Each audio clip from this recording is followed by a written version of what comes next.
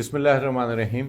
अस्सलाम वालेकुम नादरीन, आप देख रहे हैं जमालदीन और प्रोग्राम हालात हादरा के साथ मैं हूं आपका मेज़बान सरदार जुल्फ़िकार अली, जबकि मेरे साथ असब रवायत असब साबक आज़ाद कश्मीर के सीनियर साफ़ी हैं, मारूफ तज़िया निगार हैं जावेद इकबाल हाशमी साहब। हम आपके शुक्रगुज़ार हैं कि आप रेगुलर हमारे प्रोग्राम में जो है वो तशरीफ़ ला रहे हैं। मुझे ये बताएँ, आज़ाद कश्मीर में जो अदलिया है, जुडिशल कॉन्फ्रेंस के बाद उन्होंने तफसीलात जारी कर दी हैं, हज़ारों के हिसाब से मुकदमात हैं, 1 लाख से ऊपर के मुकदमात जो हैं वो लोअर कोर्ट्स में थे।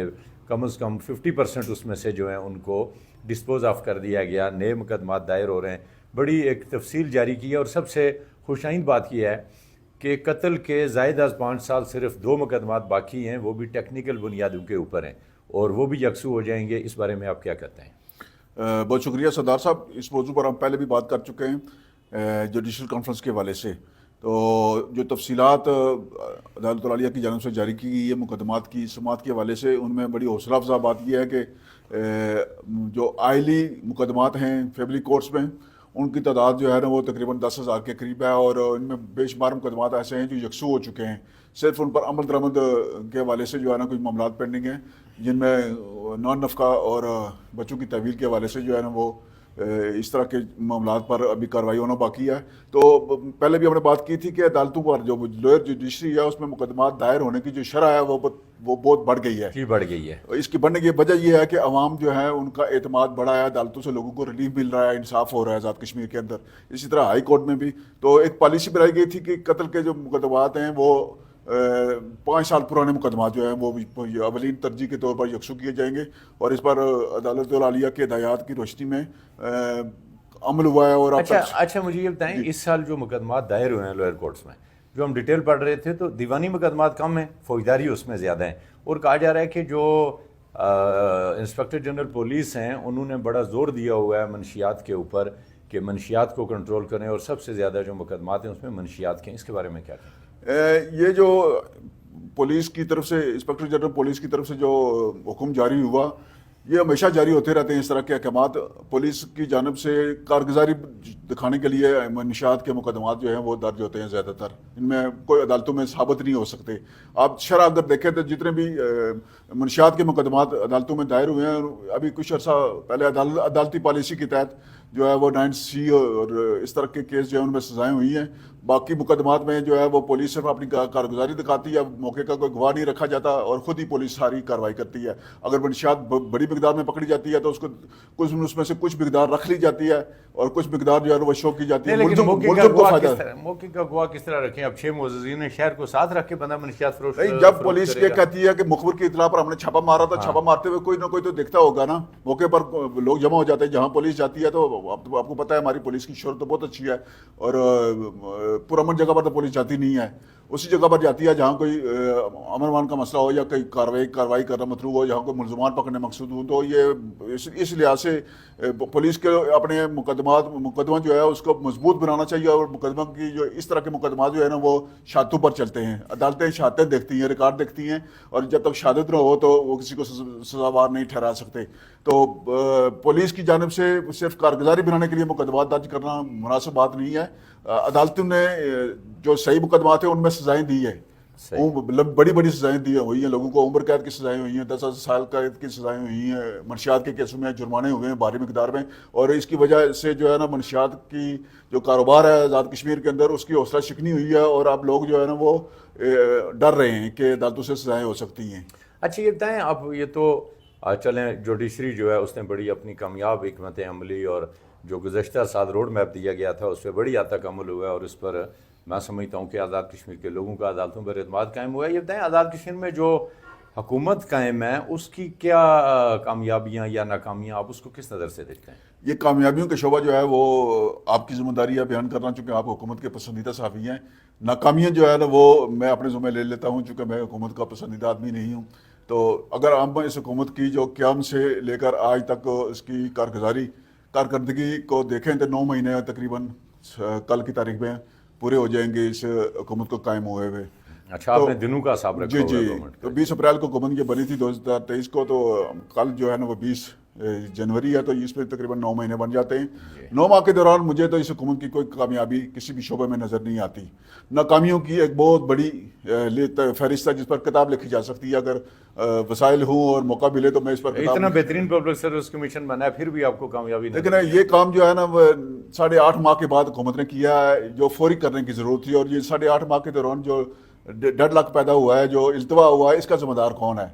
हज़ारों की तादाद में बेरोज़गार नौजवान जो हैं वो अपने रोज़गार की तलाश में पब्लिक सर्विस कमीशन न होने की वजह से जो है ना वो बेशुमार नौजवान जो है ना वो नफसियाती मिसाइल का शिकार हो चुके हैं। रोज़गार मिलना जो है ना वो तकरीबन उम्मीद ख़त्म हो गई है। अब ये हुकूमत जो है ना वो एडाग मुलाजमीन को निकाल कर एडाग मुलाजमीन भर्ती करने की कोशिश कर रही थी। तो ये एक लिहाज से ये खुशैन बात है कि पब्लिक सर्विस कमीशन बन गया है। बेशक 4 रुकनी बना है, जो तकरीबन पब्लिक सर्विस कमीशन ने जो तफसील जारी की थी उसमें तकरीबन 3,500 केसेस उनके पास ज़ेर इल्तवा हैं। तो 3,500 केसेस एक दिन में, एक महीने में या एक साल में यकसूं नहीं हो सकते, चूँकि इसके लिए एक लंबा प्रोसेस है। पहले तहरीरी इम्तहान होते हैं, उनके पेपर चेक होते हैं, उनका रिजल्ट अनाउंस होते हैं, उसके बाद इंटरव्यू के लिए बुलाते हैं। तो ये तकरीबन 3 महीने लग जाते हैं इस सारे प्रोसेस में, अगर स्मूथली ये काम हो रहा हो। तो हुकूमत अगर इतना 8 महीने इंतज़ार ना करती इस पब्लिक सर्विस कमीशन का, अगर यही काम इन्होंने करना था तो ये उस वक्त भी कर सकते थे। चूँकि चेयरमैन पब्लिक सर्विस कमीशन जो है ना वो अस्तूर से लाए गए, और यकीनन नज़र ये आता है कि इसमें हुकूमत आज़ाद कश्मीर का कोई किरदार नहीं है। हुकूमत के साथ ताउन करने वाले जो अदारे हैं ये उनकी चॉइस हैं। अच्छी बात यह है ये कि उनका मुकामी सतह पर कोई रिश्तेदारी, कोई तल्लुक उस तरह का नहीं होगा, गैर जानबदार रहेंगे। और आज़ाद कश्मीर में चूँकि इलाके और बरादरी का बड़ा अमल दखल है, और पब्लिक सर्विस कमीशन माजी में बरादरियों और इलाकों की बुनियाद पर जो है ना वो भर्तियाँ करते रहे हैं। और यही वजह है कि इस वक्त आज़ाद कश्मीर में कैतर रिजाल है, इन हतात पजीर है। ये हमारी जो मुख्तलिफ महकमा जात में जो रिक्रूटिंग हुई है उसकी मयार उसका जो है ना वो सवालिया निशान रहा है।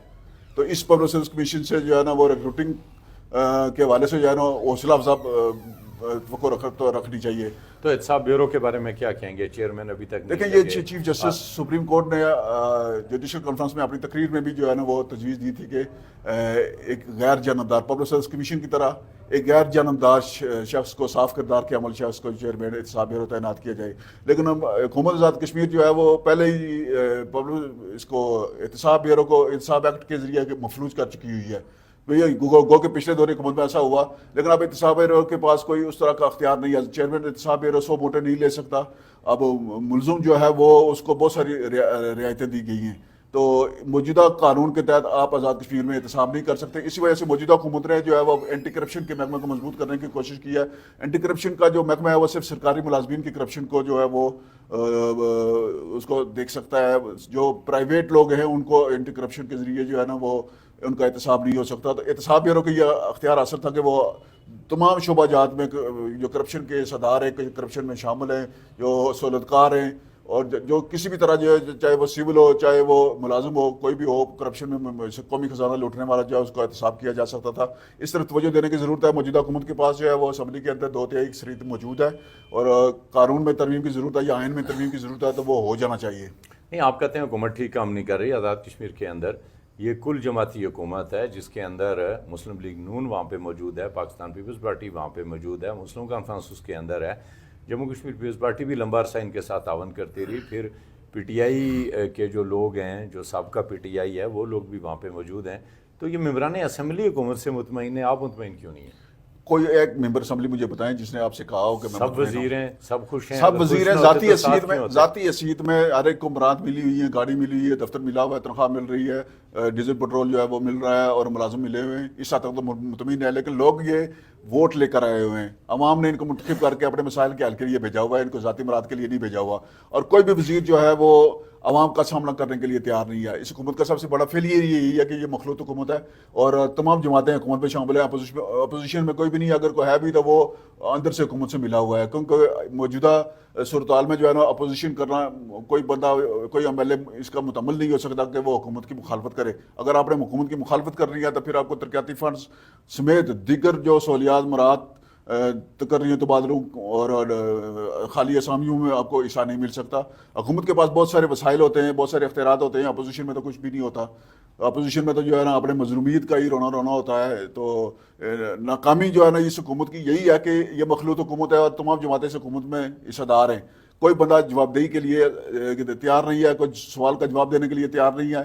हुकूमत का अगर कोई क्रेडिट है तो दीगर जमातें जो हैं वो पीपल्स पार्टी हो या मुस्लिम लीग नून हो वो सरेआम खुल कर जो है ना वो हुकूमत की तारीफ करें, लेकिन कोई बंदा हुकूमत की तारीफ नहीं कर रहा, वज़ीर आज़म की तारीफ नहीं कर रहा कि वज़ीर आज़म ने ये कारनामे सर अंजाम दिए हैं। बहुत शुक्रिया जावेद हाशमी साहब, आप हमारे प्रोग्राम में तशरीफ़ लाए और बहुत सारे इश्यूज़ हैं जिनके ऊपर हमने मुख्तसरन बात करने की जो है कोशिश की है। नाज़रीन, एक जानब अदलिया ने अपनी कामयाबियाँ जो हैं वो उनकी तफसीलात जो हैं वो दे दी हैं और आज़ाद कश्मीर के अंदर जो लोग हैं उनका अदलिया के ऊपर एतमाद कायम हुआ है, मगर दूसरी जानब हुकूमत आज़ाद कश्मीर जो मुज़फ़्फ़राबाद के अंदर मौजूद नहीं है और वज़राए इकराम जो हैं वो यहाँ पे मौजूद नहीं हैं और वज़ीर आज़म साहब जो हैं वो यहाँ पे नहीं आते, तो जिसकी वजह से लोगों के अंदर एक मायूसी भी फैल रही है।